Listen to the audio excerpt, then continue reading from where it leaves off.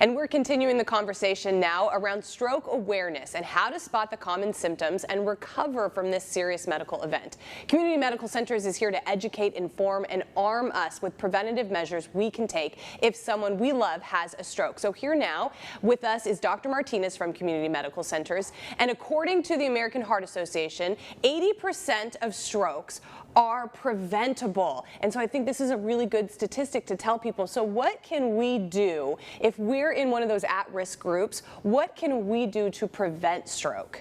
Well, as you mentioned, this is a great opportunity for a community who has multiple risk factors for a stroke to address those issues, just to make sure that we can mitigate the impact, not only physical, but cognitive, and as well, even economical impact for multiple families dealing with this devastating condition that stroke represents. I think the critical piece is to try to identify what are those risk factors, as we do through the American Heart Association. What are those risk factors that decrease the prevalence or the incidence of conditions like stroke? And so what are those risk factors? How do we modify our behavior to make us less at risk? What I would say to facilitate and understand what those risk factors, let's think exactly what happened with the heart, right? We've been really trying to educate people about the risk factors for the heart attacks, exactly the same for the stroke.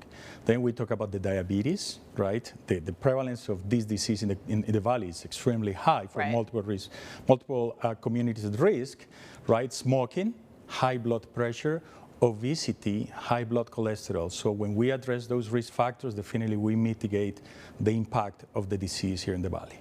So we're talking about, you know, if you're smoking, consider quitting. If you have high blood pressure, know your numbers, live a healthy lifestyle so that you can get your diabetes under control, you can get your weight under control.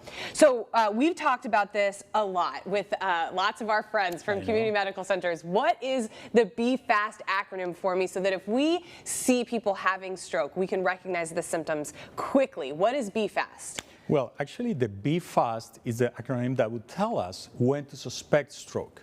When we talk about the FAST, the F means face. If you notice any change, asymmetry in your face, unexpected, right? That's the F.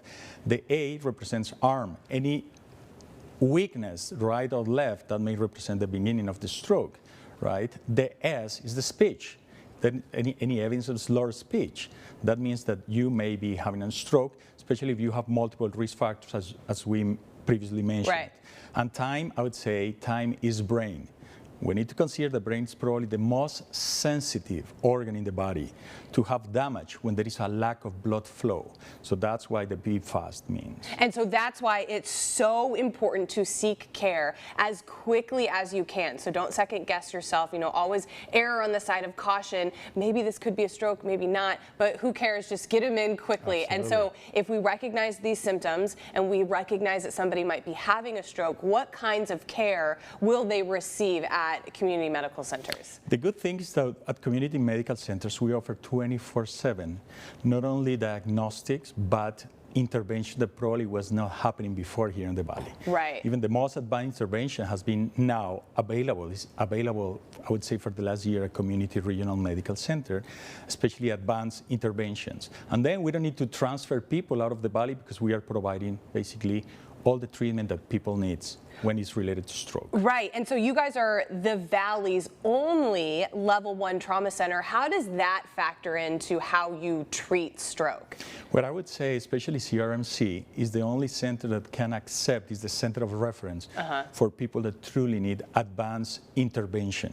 And that involves as well being not only the level 1 trauma, but as well advanced intervention, what we call endovascular intervention, to try to, within that well-defined period, try to unblock any type of blockages that happen in sensitive blood vessels that provide blood flow to the brain. And when we're talking about unblocking those blockages, that can really save your cognitive function, that can save a lot of your mobility. I mean, you can almost reverse the stroke in a sense, right? Absolutely. We have a fascinating, really amazing cases already in the valley when people recover fully after early intervention. So really the key here in stroke is to provide early detection and intervention, as we mentioned before, to avoid any devastating, not only physical, but cognitive condition that will really impact life of people. And you guys have, you have stroke neurologists, you have neurointerventionists. How important is that to the care of a stroke, and what do hospitals do that don't have that? Well, the situation is, as we mentioned, brain is time, right?